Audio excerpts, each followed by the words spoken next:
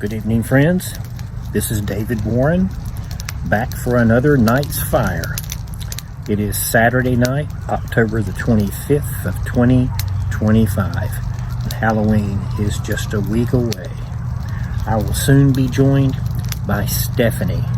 She should be along in just a few minutes. So here we go. Okay, Stephanie is here. She just got here, and I've already got the fire going, and I've got some poppers popping in the popper. And anyway, we've just got a nice little fire. We're gonna hang out here tonight. Yeah. Be safe out there. Yeah, please do.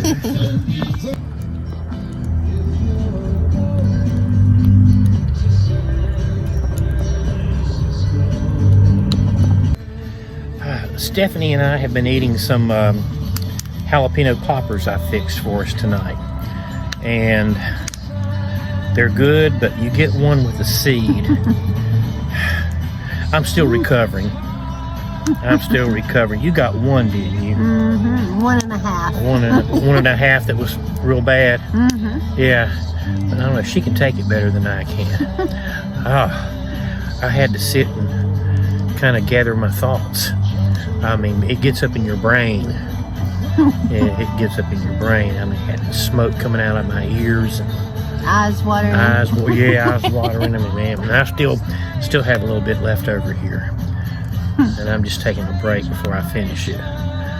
But anyway, we're just enjoying the fire here tonight. And, yes, it's a beautiful night for a fire. Perfect weather. Absolutely. Love October, as I've said many times. Yes.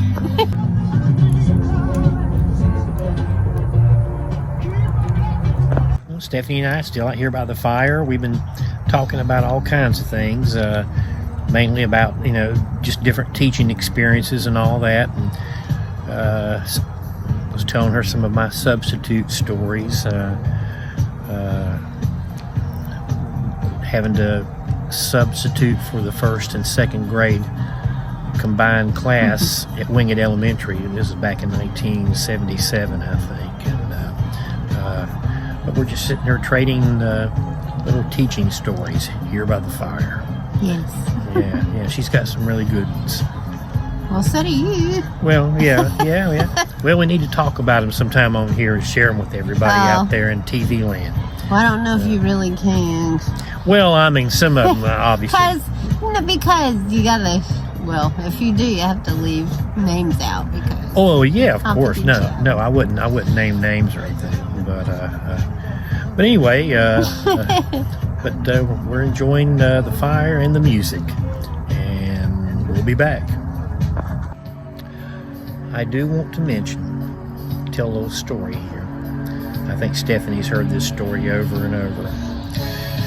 But 62 years ago tonight, our family was in Binghamton, New York, where we had just moved recently, and we were looking for a place to live. We'd been up there for a couple of days, still had not found a place to live. And we found this old, 3-story house out on the edge of town, in the dark part of Binghamton. And there was an ad for a place for rent in the basement of this house. And this old lady lived there with her very old husband. And she led us down these creaky stairs, and she had her adult daughter lived with them, and there was something wrong with her. She drooled all the time. I just constantly drooled. And I remember Tim and we were just little kids, and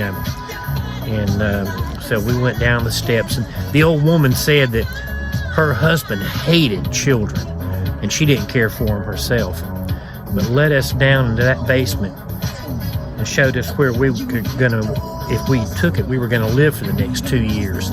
You could barely stand up. And then she directed us to a little area. It wasn't even a real room. It was just a little area covered by a curtain. And she pulled it back, and there were a couple of cots there. And she said, the children can sleep here.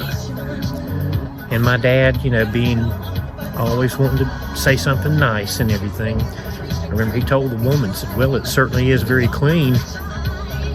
But I remember telling my mother, I don't want to live here.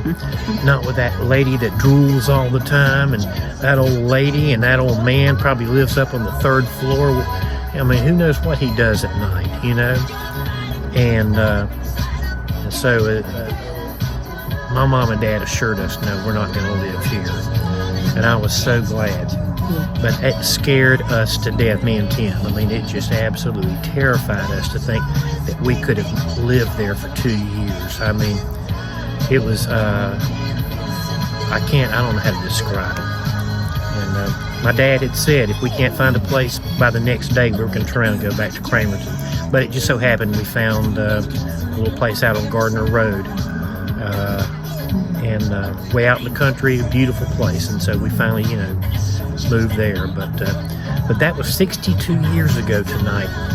And we were supposed to let that old woman know that we weren't going to take the place, and we never did. I keep telling Daddy, maybe you need to call her and tell her we're not going to move there now. I'm sure she figured it out. Yeah, well, I mean, I'm sure she's dead now, too. And if she's not, I don't want to see her. No. Yeah. Well, if she is, you don't want to see her. Well, that's what I mean. I don't want to. Yeah, if she's alive, I don't want to see her. Because she'd be 160 years old, and I don't think I want to see that. Yeah.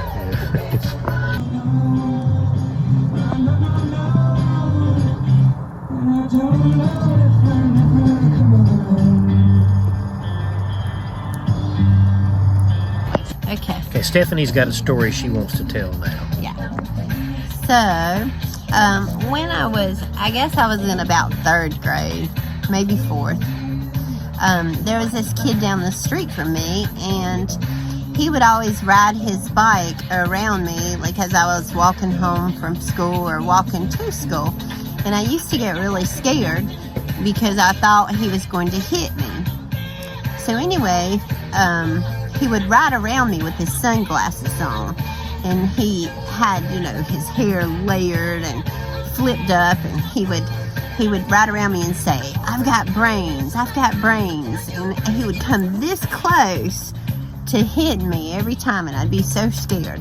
Well, one day he was doing that, just terrorizing me, and he actually did hit me, and I fell because the back of his front tire, which was a mountain bike, hit the back of my leg, and it hit me so hard that I fell, and it took a chunk out of the back of my leg.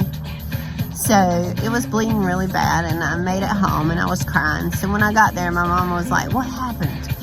And so I told her, and she said, is it so-and-so? And I said, yeah, that's who it is. So we went to his house. And my mama banged on the screen door, and she was like, I want to talk to you and your son. And so the guy was like, what's the problem? And my mama said, well, your son keeps bullying my daughter.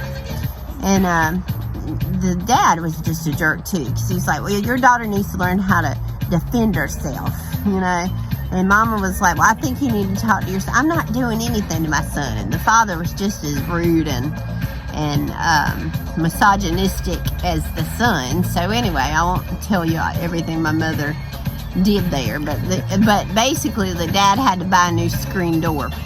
So then we left, and when we got home, Mama was like, well, that didn't hit, but she said, Sean, she always called me Sean, that's my middle name, and she said, Sean, I'm going to tell you what to do.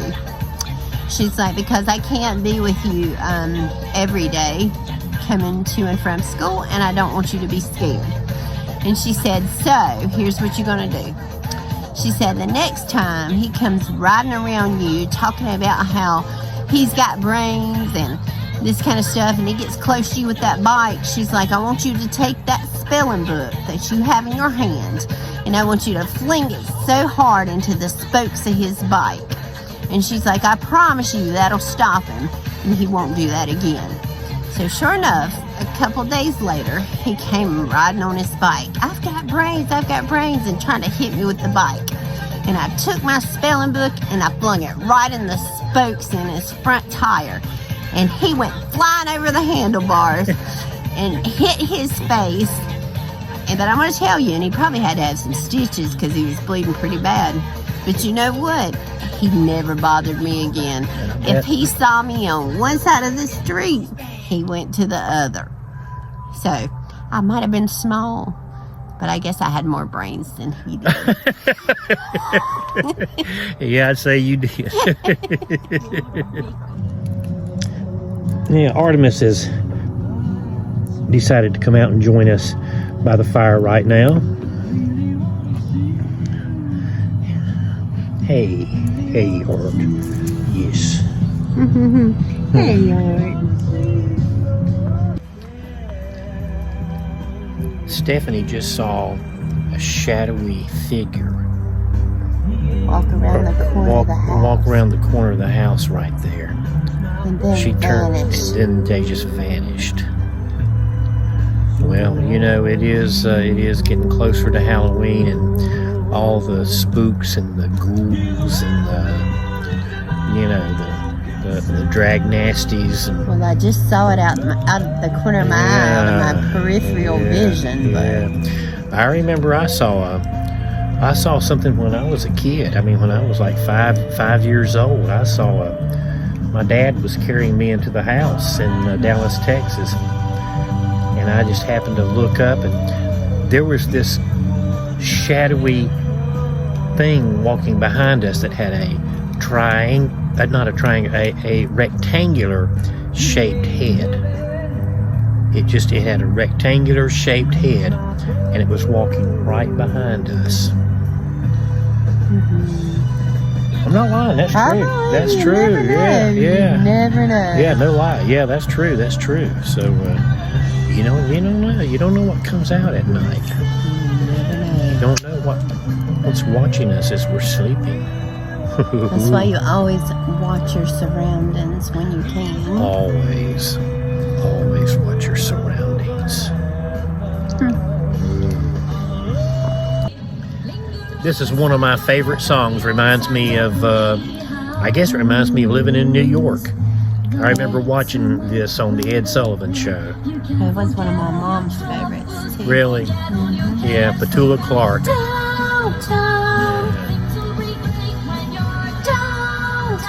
I think you should sing this for karaoke. I don't know. Yeah. Well, it's 9:52, and Stephanie and I are going to go inside.